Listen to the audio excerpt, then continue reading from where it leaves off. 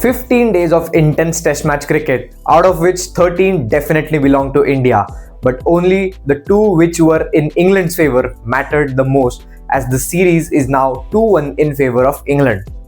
Hey everyone, in this video I'll be talking about the third test match between England and India played at the Lord's Cricket Ground, what happened and how things stand now, and what will be the future of this test series and what changes are expected in the final two games of the series.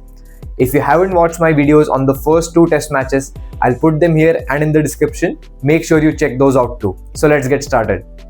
Yet again, Shubman Gill lost the toss, and this time Ben Stokes decided to bat first. Shubman Gill led side was very good with the ball, as Nitish Kumar Reddy was the surprise package to remove both the openers in just one over. But it was Joe Root's magnificent century, and his love affair with Lords continued as he notched up his 37th test match 100. He was left stranded at one point, but Jamie Smith and Brydon Carse's 50s lower down the order made sure England reached a very good total of 387 runs in their first innings. India didn't start their innings well, as Jaiswal lost his wicket to Jofra Archer, who was making a return to test match cricket after more than 4 years. Karun Nair once again got a very good start but threw his wicket away, and KL Rahul was the one who notched up yet another century at the home of cricket, and he was well supported by Rishabh Pant, who made another half century in this test series.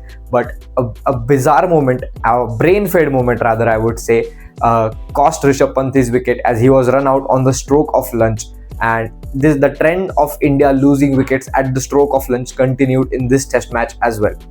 Rahul notched up his 100, and later Ravindra Jadeja scored a brilliant 70, and India tied the score with England, and they also scored 387 runs in their first innings. This was only the 9th instance in test match history where the first innings scores of both the teams was level. On day 4, it was on to the Indian bowlers to restrict England to a below par total so that they can chase a decent total, because the pitch had started to show variable bounce. India did exactly that, and England were bowled out for 192 runs, as Washington Sundar's spell was just outstanding and England did not see it coming, as he picked up 4 wickets in the innings and no English batter crossed the 50-run mark. Final session on day 4, and it was the Indian openers once again who didn't get off to the best of starts, as Yashasvi Jaiswal threw his wicket away once again to Jofra Archer because of a rash shot. Karun Nair once again got a start, but he left a ball which was coming right onto the middle stump, and Shubman Gill also didn't contribute much, and the night watchman Akashdeep didn't last as well. Last day of the third test match, England needing 6 wickets, India needing 135 runs. It was still 60-40 in England's favour.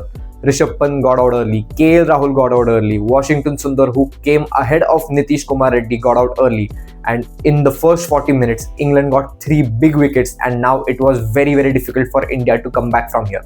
But some magnificent spirited batting from Ravindra Jadeja, who got yet another 50, his 4th consecutive 50, and only the second Indian to score 2 50s at Lords in one single match. Nitish Reddy faced more than 50 balls. Jasprit Bumrah batted for 108 minutes, and even Mohammad Siraj played with Ravindra Jadeja as he batted for more than 30 balls. But this was just not enough, as England finally got the wicket of Mohammad Siraj and won this game by 22 runs. It was Ben Stokes who bowled more than 20 overs out of 58 on the final day, and he was just exhausted when he was walking up the stairs at Lord's Cricket Ground. A fantastic test match, the result which India would probably regret, but I think it is going to be very difficult for India to bounce back and win 3-2.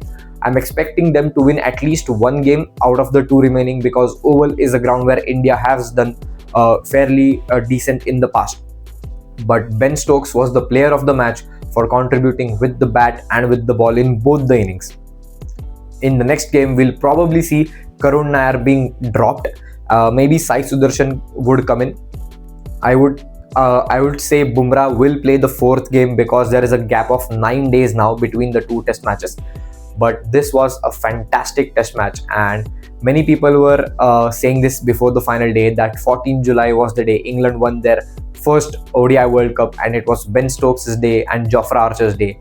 And a similar thing happened on day 5, 14 July. 6 years later, it was Ben Stokes and Jofra Archer who got England in the game, and England won this game by 22 runs. So that's it for this video, and thank you so much for watching. Make sure you subscribe to the channel, as I'll be uploading videos of the other test series between Australia and West Indies, and I'll be also uploading a video on the Major League Cricket about how the Major League Cricket unfolded this year and how MI New York won this year. So thank you so much for watching.